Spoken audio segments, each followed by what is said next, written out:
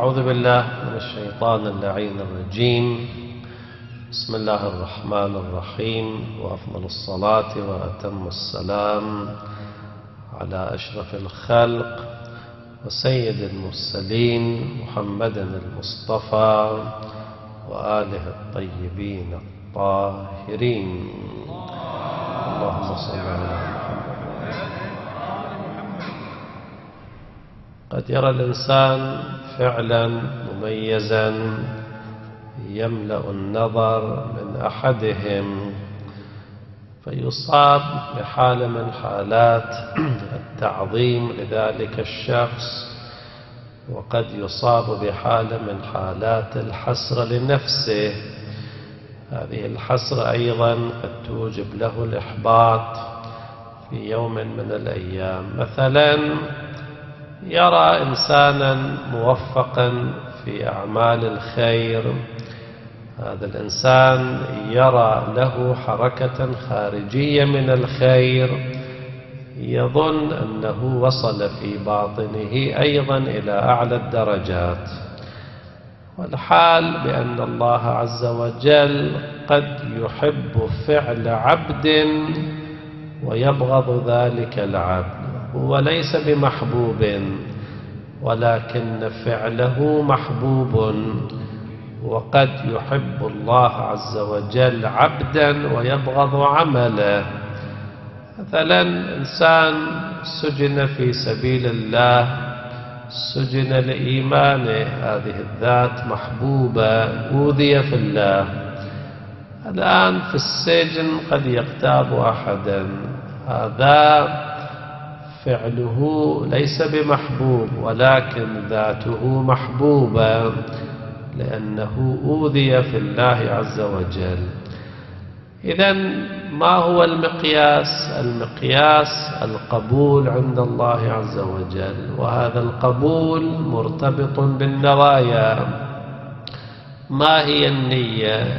مثاله في روايات أهل البيت عليهم السلام اتفاقا. هذه الرواية مذكورة في كتب الفريقين بل عند العامة والخاصة، رواية معروفة: إنما الأعمال بالنيات. ولكن الشاهد في هذه النقطة: فمن كانت هجرته إلى الله ورسوله فهجرته إلى الله ورسوله، ومن كانت هجرته إلى دنيا يصيبها أو امرأة يتزوجها. مثلا هو في مكة يعشق فتاة في المدينة، هاجر من مكة ليكون مع النبي ضمن أصحابه، عسى ولعل مثلا يتزوج تلك الفتاة.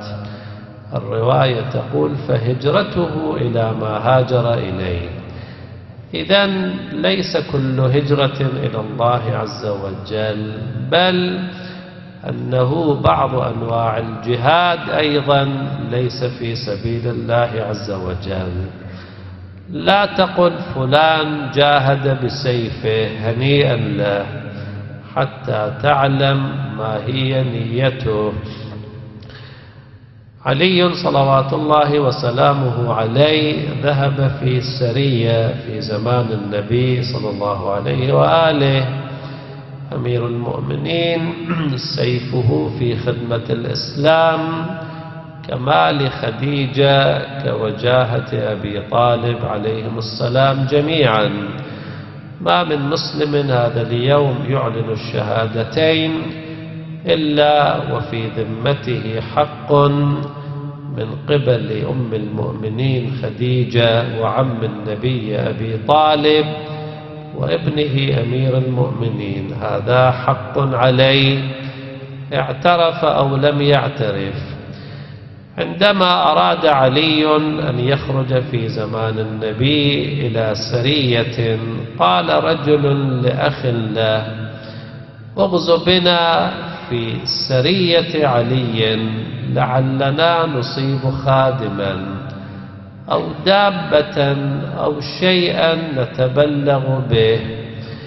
النبي صلى الله عليه وآله وسلم سمع هذا الكلام نعم ماذا قال؟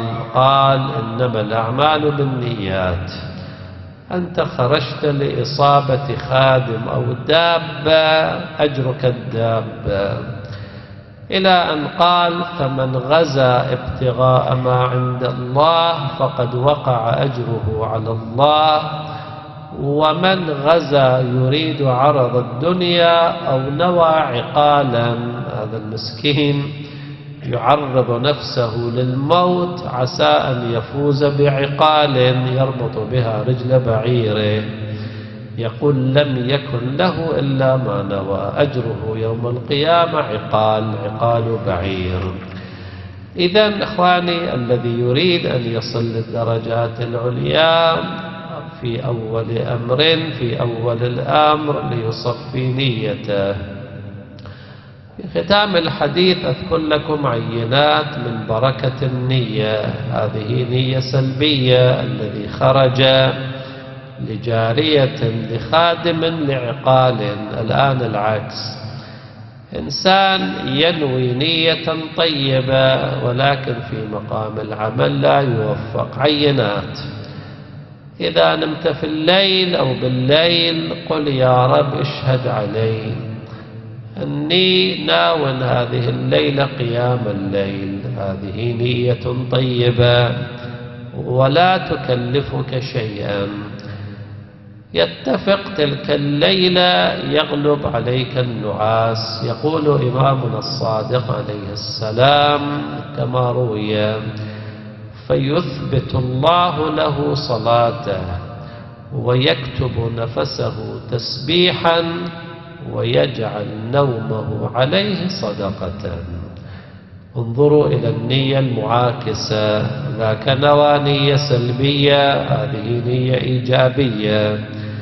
نيته لقيام الليل جعل نومه ماذا؟ صدقة، نفسه تسبيحا، وكتب له ماذا؟ كتبت له صلاة الليل. هذا مثال آخر: إنسان فقير. هذه الأيام حقيقة التقيد بالقواعد الشرعية قد لا يوجب الغنى، هذا الغنى المحرم. التاجر المؤمن ما له والربا، ولهذا قد لا يستفيد تلك الاستفادة التي يستفيدها أرباب الربا، طبعا الاستفادة الظاهرة. هذا المؤمن يقول يا رب ارزقني حتى أفعل كذا وكذا من البر ووجوه الخير. اقتراحنا الليلة: من سمع حديثي هذا الآن معي ينوي، يقول قل الآن وأنت في قلبك، قل يا رب أنت الشاهد علي، أتخذك شهيدا وكفى بك شهيدا. لو رزقتني مالا وفيرا لأبنين لك مسجدا، ولأشيدن لك مثلا حوزة، لأطبعن كتابا. هذه النية الآن أنت نويتها وأنت صادق. إذا علم الله عز وجل ذلك منه بصدق نية. بعض الناس ينوي إذا جاءه المال ينسى هذا العهد. هذه النية الليلة بشرط أن تكون صادقا. في أول فرصة تحصل على مال وفير اعمل بما نويت الآن أنت نويت وأنت صادق، كتب الله له من الآجر مثل ما يكتب له لو عمله. لو خرجت من باب المسجد هذه الليلة أصابك حادث، أخذ روحك عزرائيل، ماذا تكتب؟ يكتب لك بناء مسجد وحوزة وكتاب. إن الله واسع كريم. آخر الرواية عن الإمام الصادق عليه السلام. أيضا روايتان أو تطبيقان ونختم بهما الحديث. يأتيك إنسان مؤمن يقول يا فلان أعطني 10,000 دينار قرضا وأنت ليس عندك إلا 100 دينار. تقول يا فلان أنت تعلم حالي، لو كان عندي لأعطيتك. تخرج وقلبك مهموم، تقول يا رب ليتني كنت قادرا على قضاء حاجتي. يصيبك هم الآن، ولو هم بمقدار ولو ساعة ساعتين، ماذا جزاؤه؟ كلامنا في النية الطيبة. الإمام الباقر عليه السلام يقول إن المؤمن لترد عليه الحاجة لأخيه فلا تكون عنده، فيهتم بها قلبه فيدخله الله تبارك وتعالى بهمه الجنة. هذا الهم هم مقدس. وأخيرا هذا الذي نقوله دائما في مجالس أهل البيت وعند زيارة قبور الشهداء. ماذا تقول في أرض كربلاء؟ يا ليتنا كنا معكم. إذا نويت أنه يا رب لو كنت يوم عاشوراء مع الحسين لقاتلت دونه، كزهير كحبيب بن مظاهر وغيره، أنت مع الشهداء. هكذا تقول في الزيارة. فنحن نشهد الله أننا قد شاركنا أولياءكم وأنصاركم المتقدمين في إراقة دماء الناكثين والقاسطين والمارقين وقتلة أبي عبد الله سيد شباب أهل الجنة يوم كربلاء. إذا نويت هذه النية أنت أيضا محشور مع الشهداء. والذي يؤكد هذا المعنى أيضا رواية طريفة نختم الحديث. هذه بشارة لنا جميعا. تسمع بعض الخطباء يذكر واقعة صفين، واقعة النهروان، واقعة الجمل. تقول يا أمير المؤمنين ما أشد الظلم الذي وقع عليك. البعض يسمع ظلامة أمير المؤمنين حقيقة يبكي. صبرت وفي العين قذى وفي الحلق شجا. إذا كنت تود أن لو كنت مع أمير المؤمنين في غزواته في حروبه، ما هي النتيجة؟ أمير المؤمنين عليه السلام يقول قال لرجل يود حضور أخيه ليشهد نصر الله على أعدائه في الجمل، واقعة الجمل. هذا المقاتل قال لأمير المؤمنين كان لي أخ كان يود أن يكون معنا. سأله الإمام قال أهوى أخيك معنا؟ هل كان له ميل؟ قال نعم.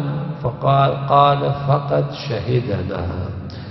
هذا شهد المعركة وإن لم يحضر، هذا في زمانه.